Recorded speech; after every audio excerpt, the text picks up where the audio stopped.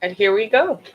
It is it is Monday, the third off Down to Earth. Thank you everyone for joining us. It's an honor and a privilege to be here, just to be in the number one more time, as they would say in church. It's the craziest thing ever, isn't it?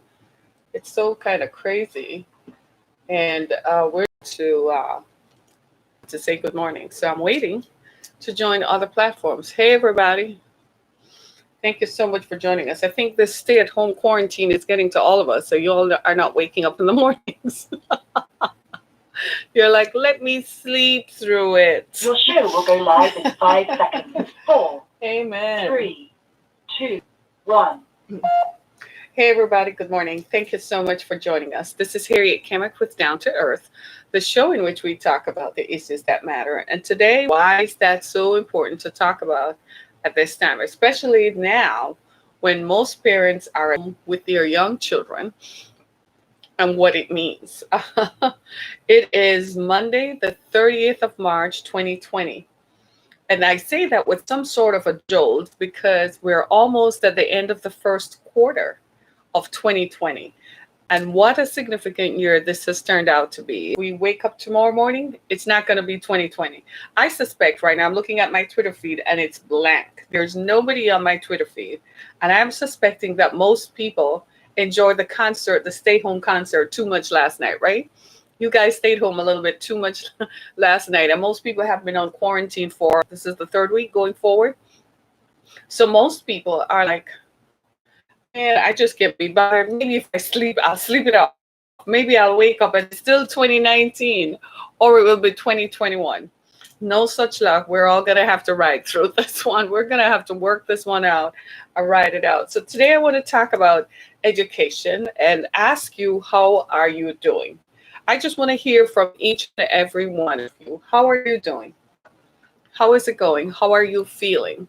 Is it too much? Is the coverage of it too much? If it is, if the coverage of the coronavirus and the various efforts that they're making to make it better, just tune it out. Let me know. If you need someone to talk to, there are many resources that we can find because it produces this kind of heightened awareness, produces anxiety, and is sometimes a trigger for other people, right? It's sometimes a trigger for those of us who have faced loss, for those of us who are in unsafe spaces. There are women right now who are at home with spouses and boyfriends whom they shouldn't be with, or who are continuing to make life more difficult and who are simply violent. And this kind of heightened anxiety makes it worse. Women and children will pay the price at this time. For some of us, it triggers a loss. It makes the uncertainty of it. How does that happen? So if you're feeling some sort of way, don't just sit there and ruminate on it and think that that feeling will go away. It doesn't go away. I point you to resources in your area where you can find someone to talk to. Even you can talk on the phone to a therapist and you will feel just as fine. Okay? But I just want you to know that it probably is it's going to be okay, but it's going to take some time before it's okay. And it's that time that is going to trigger something. But a therapist will be able to walk you through cognitive behavioral techniques to help you simulate and understand what is going on. I'm kind of warm this morning. It's the 30th of March and it's 40 degrees outside. Why? I don't know. It should be, I don't know. I've given up on the weather. I've totally given up on the weather. Well, today I want to talk about preschool. Should preschool be a fundamental right in the United States? I want to talk about it because right now there are a lot of parents who are at home with young children. And while they may have gotten a reprieve from paying for expensive childcare, there is still the situation that this is going to restart in the fall. Most school districts across the country have totally shut down school for the rest of the year. Should preschool, somebody who is a parent understands what I'm talking about, because at some point after the baby's born, when the baby starts walking and talking, you have to get back to work and you have to have some sort of institutionalized childcare to help you so you can go to work. Very few of us can afford in-home care, so we can't afford to have a nanny who can stay home with a child while you go to work. For most parents, it is what it is. It is you have to take the child and take the child to childcare. Childcare in the United States is very expensive. We've all seen that and know that how expensive childcare is, right? And it is something to talk about when the government does not invest in childcare as much as it should. You have to ask yourself the question, why is that so? Why does the government not invest in childcare? Is there a particular reason why the government does not invest in childcare? I mean, I want to know too. Why is childcare not and early childhood programs? In the United States, children go to school, public school starts at 5. What happens between birth and 5? That's up to the parent. Now, in some states, they have what we call universal preschool, where the states subsidize it. You've heard of programs like Head Start, right? Where it's means tested. It depends on what kind of financial means parents have to be able to get into Head Start. If you earn too much, you can't get into Head Start. You have to earn just be right on the cusp of it.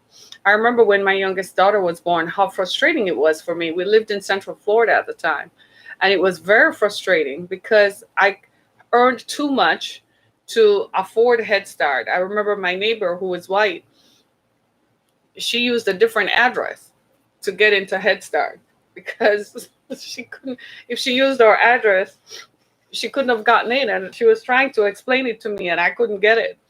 And I was like, no, that doesn't work. Right. So Head Start became unaffordable. I mean, I couldn't access it. So I had to stay home until I could pay for it. And then when I paid for it, I worked, and so it was like, forget this. Right. And that is a place where a lot of parents find themselves. One hand, Bernie Sanders and Elizabeth Warren have a proposal. The federal government provides it through Elizabeth Warren's proposals centers around having taxing the wealthy, imposing a tax on the wealthy, and that money is then given to states so that states and state-run agencies will administer a universal preschool program.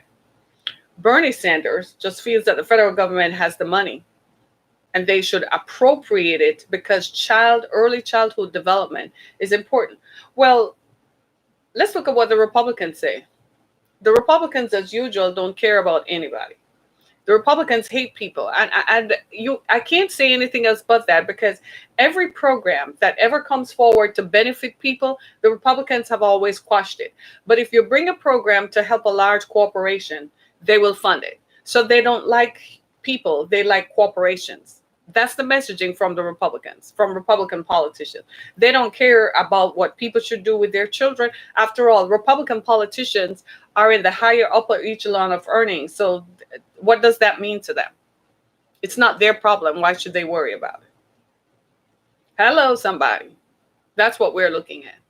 Okay. So we got to look at then how does the public feel? Well, let's look at the statistics. Let's look at what the statistics say. The statistics are that children who attend preschool do better later on because preschool prepares them for kindergarten. Preschool provides them with cognition skills. So they're able to count 1, 2, 3, 4, 5, 6 and color. And Danny was a bad boy today. Yeah, he threw up stuff like that. It's cognition skills, right? You ever pick up a child for preschool? Have you? And you're driving home with them and they tell you everything? Have you? It's the most hilarious part of your day. I guarantee you it's fun to look forward to because they're going to tell you everything. And if you ever open it by saying, so what happened today? Oh, well, you want to hear about what Miss Brown did. So preschool helps them with cognitive skills that somehow children fare better than when they don't go to preschool. Let me hear what somebody has to say. Preschool should be a choice, but I would not recommend it. They have you for 12 years. Right? Raven, clearly you don't have kids. If you had kids, you would know. that you do need preschool just to get them away from you for a bit so you can breathe, right?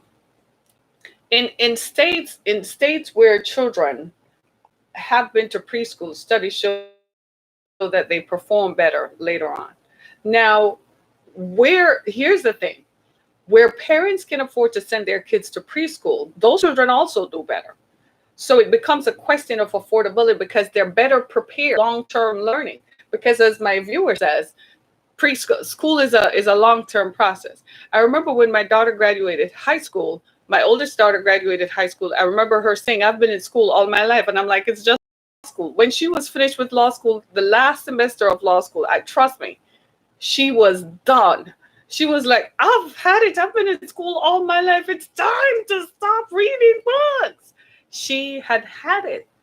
So, but the thing with preschool, as Elizabeth Warren suggested, instead of it being a government mandated program, it could be that the program that is in preschool is something where children learn by playing, just like the preschool programs that we send our children to.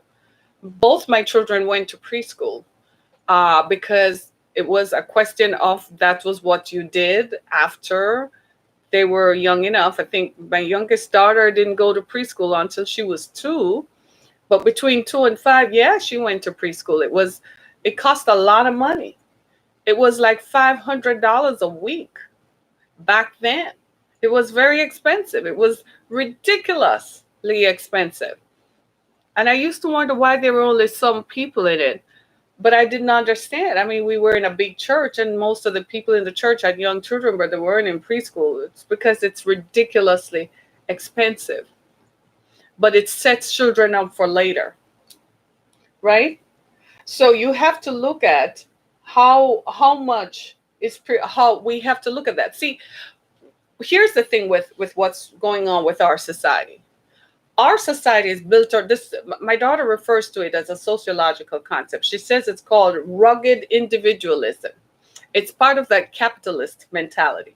It's that mentality that you pull yourself up by your bootstraps. Well, how crazy is that concept? That people up all the time. You understand what I'm saying? Because in other countries where the investment in early childhood education is seen as a national perspective and is seen as something that you should do as a country, children come out better. In France and Britain, for example, early childhood education, specifically preschool, is 100% participation by the government. Children perform better. In France and Britain, in other parts of Europe, it is mandated by the government. Here in America, it's rugged individualism. It's pull yourself up by your bootstrap. If I hear one more fucking person talk about pull yourself up by your bootstrap, I'm about to go postal on them.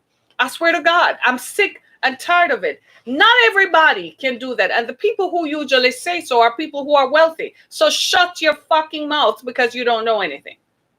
You don't know what real people have to go through. You don't know what it is like as a parent to be working a job at freaking McDonald's that pays you less than minimum wage, and you expect people to pull themselves up by their bootstraps. Are you nuts? It's not for everybody. Let's just be clear. We don't live in a society where we distribute wealth. We don't distribute wealth. So how are you going to tell people, pull yourself up by your bootstrap? Are you giving them something? We live in a society where you have to go make it for yourself. Most people can't, and the people who try to make it, we lock them up and tell them that are illegal. They're trying to make it. But at the same time, when it suits us, we legalize marijuana. So the people who went to jail for possession of marijuana and for distributing marijuana, you call them a criminal, but now it's now an essential service. Right? Do you see what I'm saying? We got to stop this stuff. We need to stop it. We need to stop telling people to pull themselves up by their bootstraps. It's not fair. And let me tell you why it's not fair. Study is that we tell people that they're to be pulled up by their bootstraps.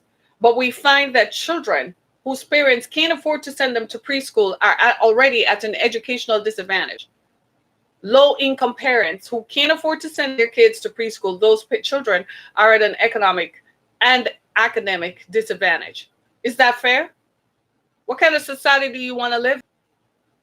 Or do you want to live in a society where you have less crime? Here, we need to sit back and take a look at ourselves and the experiments we have conducted in the last 50 years, 60 years, and 70 years, and fine tune it. You know, in Canada, they don't have a problem with homicide. You know that, right? And with guns being used for homicide. Because in Canada, you can own a rifle. That's it. A hunting rifle. You can't own a handgun. Guess what doesn't happen over there? These personal pull out a 9 or Glock or whatever they call it and fire shots. But here, this rugged individualism that you pull yourselves up by the bootstrap, that's what is making our political system so corrupt. Because since I have to pull myself up by my bootstrap, that means I'm going to find a politician whom I can pay to influence legislation for my corporation. And you all need to just stop it and know that that is true. Do you see what I'm saying? You have rugged individualism running the government now. How is that working out for you? We're in the midst of a pandemic, and rugged individualism was they all go find a way to deal with it when they learned about it from December and from January, because this is bioterrorism. That's what COVID-19 is. If a virus is going to spread around the world that brings damage, that's terrorism. If people were going from country to country shooting up people, wouldn't we call it terrorism? Well, that's what this virus is. But when it was brought to the attention of the people who run the government now, who are rugged individualism and big-time capitalists, they said, people go figure it out on your own. Took the money out of the budget for that. And now we're in the midst of a pandemic afflicting the poorest communities in the country. And you all like that? Then you're racist. You're equally just as racist. You don't like people. Face the fact. It is what it is. You don't like it? Examine yourself. And some of you who are talking about rugged individualism, you don't have 2 cents to rub together. You're not rich either. Because you're not. So think about that when we're framing language and when we're framing policies for people. If you're going to be a politician, you gotta have some degree of empathy and compassion. Otherwise, don't do it. If all you're going to think about is to go in there and I'm going to pass laws that favor Dow Chemicals and I'm going to pass laws that favor large corporations, you are sad as an individual. You know what this shutdown has proven? Despite what they want you to believe, despite what the media wants you to believe, despite what large corporations want you to believe, guess who the economy runs on? The backs of the working class. The workforce defines the economy. When the economy shut down, people could not go to work. Everything ground to a halt. It explains a lot. We like to say that we're a society that democracy in Europe. But that's what we do here. We practice it. We just don't call it aristocrat or aristocracy. We call it rugged individualism. Right? They're blowing this up. Let me see what y'all say. If I want a job, I would go to Ford or GM and not go to a homeless guy for a job. Corporations provide jobs, go apply for it. If I don't earn it, then I don't want it taken from others. Honey, you need therapy. Thank you for your comments. You need therapy. And you need your worldview expanded. That's not how it works. Corporations give minimum wage jobs because they have to take home all the profits so they can go trade it on the stock exchange so they can be called a billionaire. Right? Hey, folks over here trolling me, y'all. Right? But do you see what I'm saying? We got to start learning to be a little bit more empathetic and to take care of our people. I'm going to read you some uncomfortable statistics. You're not going to like it, right? Finance care should start at birth, not at kindergarten. Low-income children have less access to these programs, thus influencing their educational progress. Public school is a right. Shouldn't preschool be? Talk about we are the government. Listen to this. Some people say, just like my viewer is saying, that the government is babysitting children. No, we don't want the government to babysit children, but we do want the government to pay for it because, after all, when I work, I pay taxes. Where does my taxes go? To pass legislation for large corporations, right? We've got to come to a place where we recognize that having an educated and informed workforce starts early. And if we get to that point and look at the bigger picture, we will see the bigger picture. But if all you're going to looking at is when I go back to Kentucky or Tennessee, I can sit on my horse farm for 1,500 acres or 3,000 acres. 1,500 acres is probably small. Jesus, what am I talking about, right? Then I don't care about what happens to anybody else. Then you need to excuse yourself and get out of the public sphere. Do you see what I'm saying? Because we have a problem. Look, I can personalize this all I want, but I want you to see it too. I know that everybody who is a parent has had to send a child to preschool. Everybody. And because it's just what you do. So when you're contemplating having a child, that's what you think about if you are thinking about having children. Some people, children just arrive. And even for those people whom children arrive, we've got, listen, the way that most of these folks look at government and look at running government and taking care of people, they don't see government as doing a job of taking care of the people. I suggest that they go form a little country made up of people who are just like themselves. You can't think about running a country this size with these many people and not have some programs that will help them. That rugged individualism went out with the last century. Because in the last 49,000 a year, we didn't have that in the last century. We had maybe 20 million people, most of whom were farmers. Is you have to adjust with the times. The problem with some of the current crop of politicians is they climate change, and because they didn't pay attention to the science, they didn't pay attention to the science that is causing this epidemic. These are the same people. And because they're not paying attention to the data, they're not getting the facts. And the facts are that we must have a preschool system universally that is subsidized by the federal government to take care of most of the people who live here. Everybody's not going to come forward and say, I'm going to send my kid to preschool. Make it elective. But if they do, there are programs in place to take care of it. Have you been into rural America? You think urban? See, the problem is racism again, because everything is framed within the context of color. When they think of poor people in this country, you know who they think of? People who live in urban settings who are Black. They don't think about the people who live in Appalachia and rural white folk who are farmers and have been farmers for hundreds of years and who are just as poor. They don't think about them. They never show you their images. What about those people? Where is the preschool program for them? They have to stay home. Instead of going to work at the diner or work at the fast food or work at the big box retailer in their community, they have to stay home with their kids. Then they have to drop their kids off with mama and big mama and drop their kids off with an uncle who probably starts having sex with a child from early. Come on. These are the problems. These problems happen in rural white America. But we don't talk about that. Here's my viewer over here trumping all kind of stuff and politicizing stuff without thinking of the facts. When you think of poor people in America, you think of low-income Black people. You think of Black people in urban settings. Do you think of the people who live in rural Michigan? Do you think of the people for whom $500 is a big deal? You've clearly not sat in seats where people have had to disclose information. What kind of exposure do you folks have before you go into politics? Who do you talk to? You ever talk to people? Do you know in some parts of America, they don't have broadband? They ask what that is. I've seen it sit in meetings where they ask that. Access to the internet is sketchy. There's no there's no infrastructural development and investment.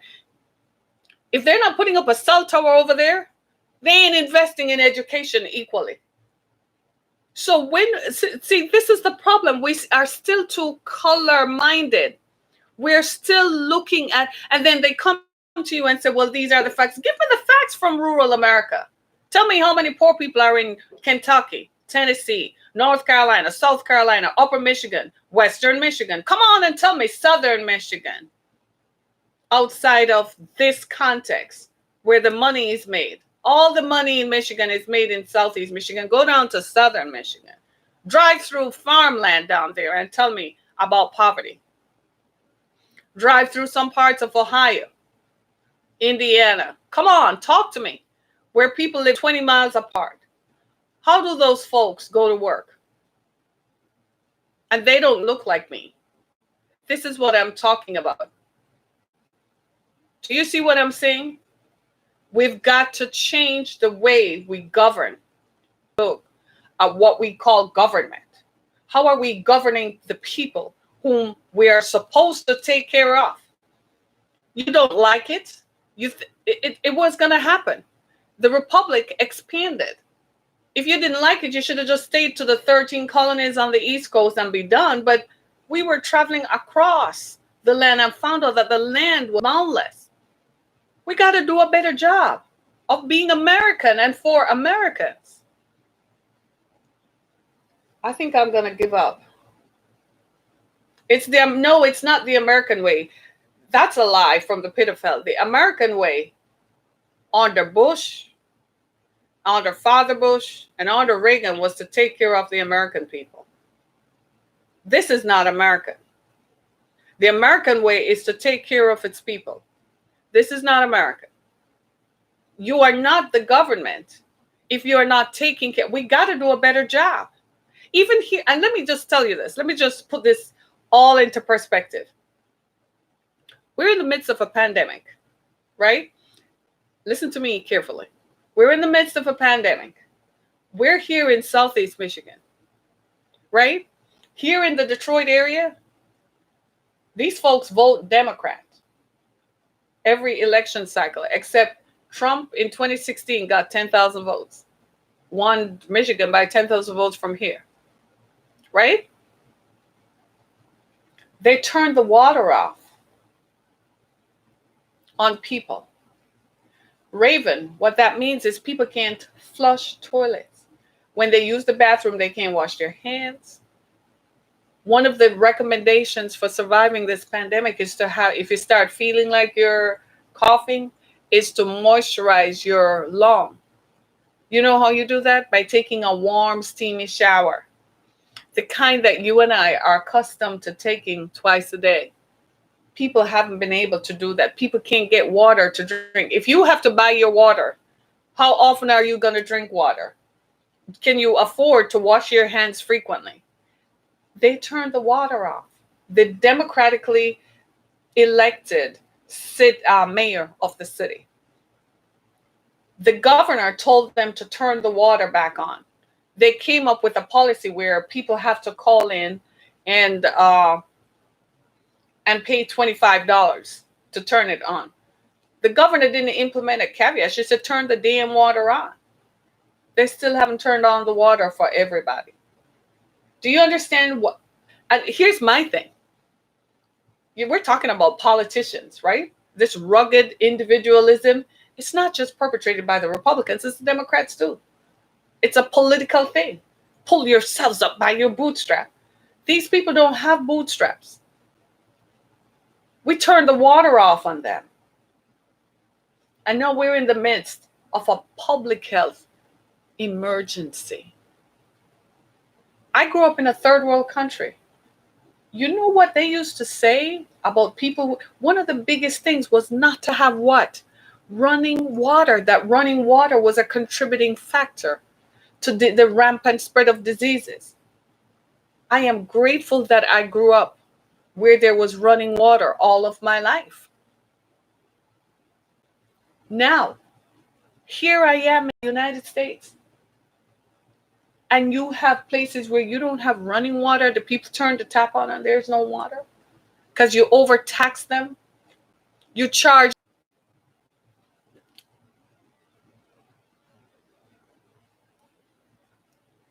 Hello. Listen to this. She says, don't expect the government to take care of it. Then who is supposed to do that?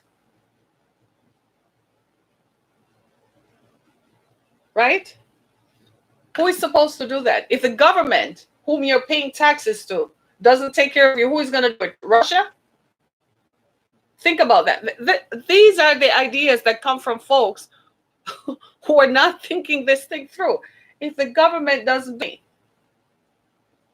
is, do you know what I'm saying? We're in the midst, this same rugged individualism. We're in the midst of a pandemic. I read a story on the Detroit News. You can go look it up some time ago. And it talked about a woman who hadn't had running water in her home for 18 months. This was before the pandemic started. She hadn't had running water in her home for 18 months. So they went into her home and took pictures. She has cases of bottled water. She uses it to flush the toilet. It makes you wonder, well, how often do you flush the toilets? Do you flush the toilets every time you pee? Do you see where I'm coming from? We're in the midst of a public health emergency, and we can't think outside of ourselves. It's the craziest thing ever, right? Somebody says the tax money should take care of things like that. Yep, absolutely. Do you understand what I'm saying? It's this, listen, when scientists, social scientists go back and collect all this data, they're going to map this out, that the people who lost it. See, part of my passion and why I'm so sure about this is because I experienced it. I lived it. I worked in healthcare, community-based healthcare for years. I used to go into these homes where their water was frequently turned off because they couldn't afford to pay the bill. And after a while, you send the nurses out, and then I would send the social worker out because I just wanted to know what was going on. And one home, after a while, there is 2450 East Grand Boulevard in Detroit. It's a senior living facility. It's the most disgraceful thing I had ever encountered. At the time, Kwame Kilpatrick was mayor. And we had a lot of people who lived there who had to be taken care of by our healthcare team. And I went there, and the stench from the building, I couldn't believe it. So I went upstairs and I said, why is this like that? First of all, the management didn't even want me to come into the building. I guess they could see me coming from a mile off. And when I sat down and I started talking to people, I was surprised because I found out that people had worked and had an injury on the job that led them to this place. Some had been married, their spouse died, fell into depression, fell into poverty, right? A lot of people worked, not necessarily in the auto industry, but they had an accident on the job that displaced them, or they lost a job and could not get further. Because I was asking questions like, why can't you go buy fresh fruit and vegetables? Why can't you eat better to lower your blood pressure, lower your blood sugar, that kind of thing? I had to listen to the people. And they said, well, you send these folks out to us, but are you going to listen to what we have to say? So I had to sit down and listen. One day, this was the watershed moment. He was the organizer. And he called me to say that the garbage was piled up and that the garbage chute, they hadn't taken out the garbage. So the garbage had backed up to the 9th floor because they hadn't taken out the garbage. I said, that's impossible. I said, maybe that explains why there are rats and roaches in the building. And he said, you come down here, but don't say that I called you. I went down there. I kid you not. And so I went into the office. They didn't want to let me in. I told the security, if you don't let me in, I'm going to really have a problem here. I went into the office and I said, you mean to tell me you guys haven't called the city garbage truck to come pick up the trash? So the garbage is stacked up to the 9th floor. I said, you have two choices. I'm calling 211. I'm going to call the mayor and get this taken care of. Or I'm going to call the local TV station. I'm going to call Fox 2, and they're going to come down here and do the story. Pick your choice. Which one do you want? I still called the mayor's office, and I did tell them a couple of things. At the time, Kwame Kilpatrick was mayor. The people were like, well, his family owned it. I said, well, that arranges for the corruption. Kwame was kicked out of office maybe a year later or less.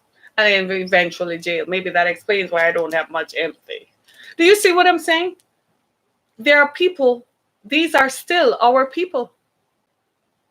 I can't just, you can't just say that it's their fault and just leave them like it is. Where's your empathy as a human being? And then some of you all go to church and call yourselves Christians.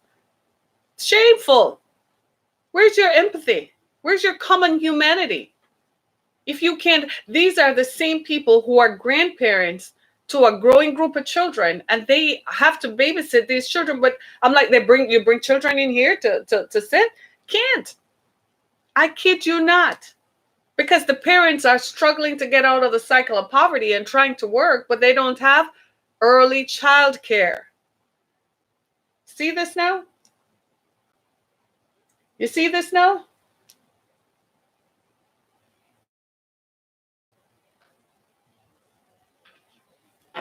Do you see this?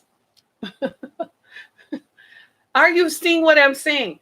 If I hadn't seen it up close and personal, I was stupefied.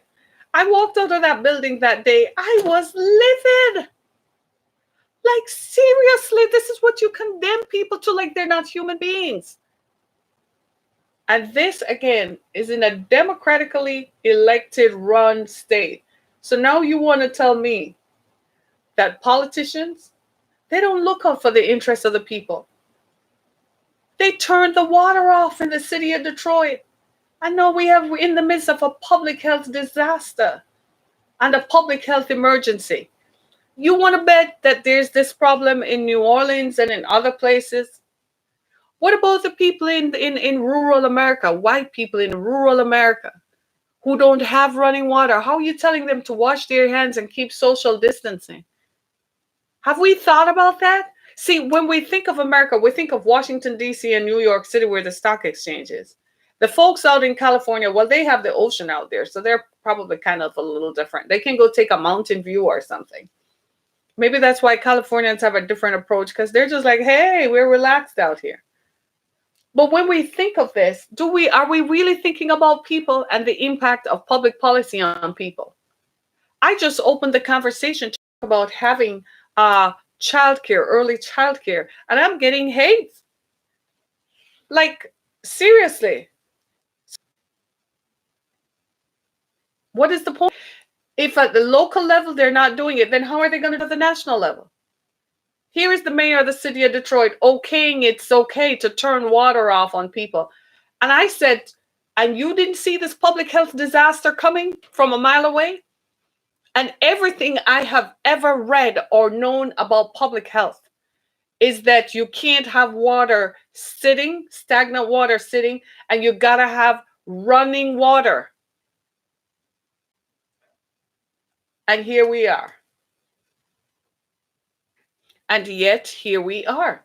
And now we're scientists, social scientists are saying, change this by making sure that people have access to running water and people have access to early childhood education to break the cycle. And people are like, that doesn't benefit me. What do you want? A payout of $100,000 and a free ride on a corporate jet and go play golf somewhere? And your child gets a guaranteed admission into some college? That's what you want? Then you are not working for we the people. I think we need to remember who we are and where this country started. We the people. Y'all remember that? We the people, not the titans on Wall Street. You know, by the way, you're all jumping tough, especially you, Raven. This is for you and folks like you who feel that this is about rugged individualism. You see those same rugged capitalists, you know where they are right now? They're not in New York City. They're in the Poconos.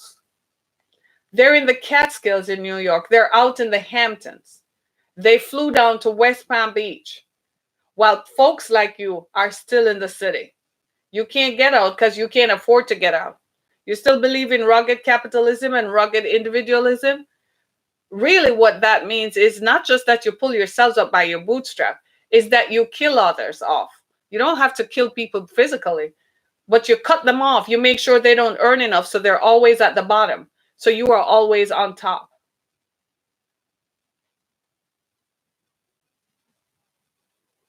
Think about that. Same thing is happening here in the Metro Detroit area. Wealthy Metro Detroiters are up north. They haven't left the state, but they're up north. They're like, man, this is too crazy, too close. I don't want them coming to me. This is too close. And they took off. They're the perpetrators of the public policies that hinder and harm people. We've got to look at this, that if this policy is not working, it needs to be tweaked, and we need to look at it, because this has to be about the people. I feel like I'm talking to dead air here. I feel like this is not happening. Don't ask the government what it can do for you, but ask what you can do for the government. Really? If you don't work, there is no government. The people who work, it's their taxes that pay the salaries of the government. Or did you think it's the corporations that pay the corporations in America do not pay taxes? Are you all with me? Amazon, one of the largest corporations in America, does not pay corporate taxes. So corporations don't pay taxes. It's working people who pay taxes, who pay the salaries of the government. I love this. I love just leveling it and telling the truth. We need to do a better. It needs to be that. It would have been avoided if people hadn't been arrogant to think that this can't happen here. And then it did. Much to the demise of many people. Do you know a lot of folks are going to die? You don't believe me? Go to my Facebook page and just scroll through it. The RIPs are killing me. I don't want to see another one. I don't want to see another person saying they tested. They're dying. My people perish for lack of knowledge. I suspect, Raven, that you're to an ideology that you don't admit is not working even for you. As much as you want to support it, it's not working for you. Think about that. All the hedge fund managers on Wall Street are in the Hamptons. They have doctors and hospitals on call. They have an emergency urgent care doctor on call with an arrangement for an air ambulance to pick them up and take them to the nearest center. I kid you not. You think they're joking?